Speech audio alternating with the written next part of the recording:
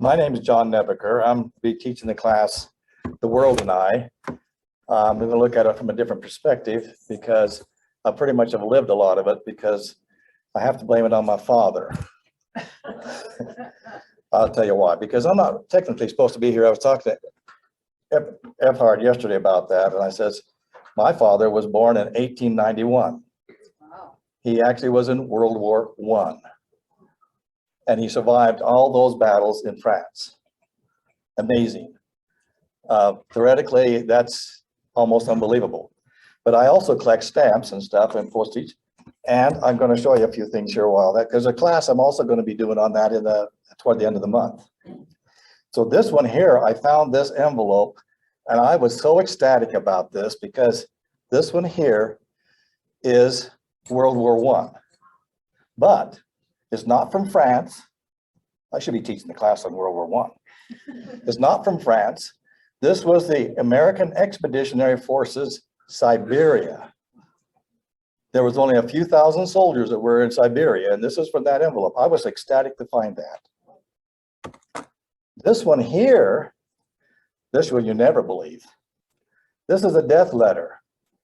They put the black border around, many of you probably remember that. They put the black border around it and they would send it to their family or friends. But this one was different. This was done in 1945. This is Franklin D. Roosevelt's death notice letter. It's actually got right up here in the corner, and you can't really see it, the White House.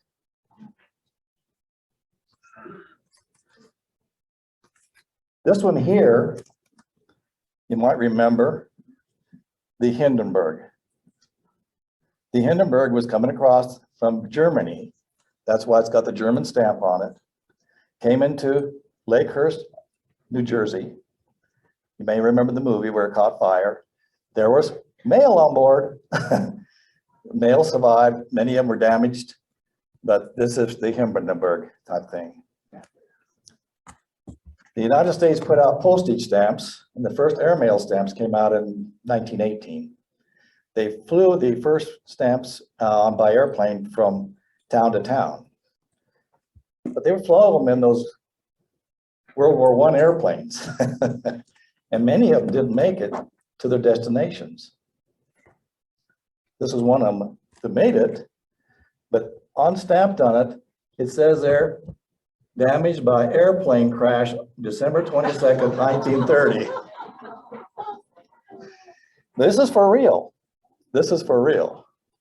There were a lot of airplane crashes, and the mail sometimes got burnt, got water on it. And so that's going to be an interesting class coming up toward the end of the month. I think it's on the 28th, a Tuesday. You ought to come see it. I got to show you this one here. I brought it to show you. This is a major printing error by our major post office. They make mistakes, people. But this is a real interesting one. This is the red 2-cent stamp that was printed around 1920s, early 1920s. Made many of them. And if you look at it, it's 2 cents right up there, all the way around, except in the middle.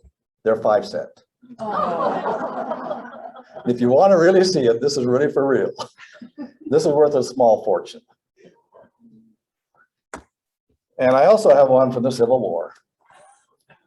This was a letter written to a young man, by a young man, to his whoever, to Mr. Samuel Sharp, looks like London, Sherbrooke County, Maine.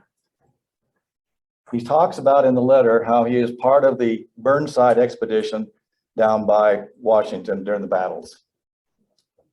So that's for real. And I brought one more. Look at that.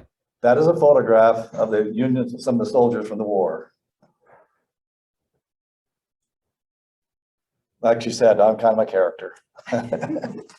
I do have another envelope, but I can't bring it. It's locked up in the safe. I do not like to bring it because to me it's worth a small fortune. It goes to Lincoln himself. This was a letter I found addressed to a Dr. George L. Porter in Montana Territory about 1867 or 68, somewhere right around there. So I looked at Dr. Porter and found out that Dr. Porter was the doctor who was in charge of the assassins to President Lincoln. He was the one who took care of him in the prison. And did some more research. This makes the Lincoln one a little more interesting. I wish I could teach the class. The letter, and he wrote a little kind of a biography a little later on about it. He was sworn to secrecy because he buried John Wilkes Booth's body the first time secretly. That's for real. This is the first time you ever hear this. But John Wilkes Booth was buried secretly in the armory in Washington, D.C. And a few years after Mr. Porter resigned from his commission, the body was dug up and moved to Maryland. So about myself, I'm going to be teaching the class on World and I.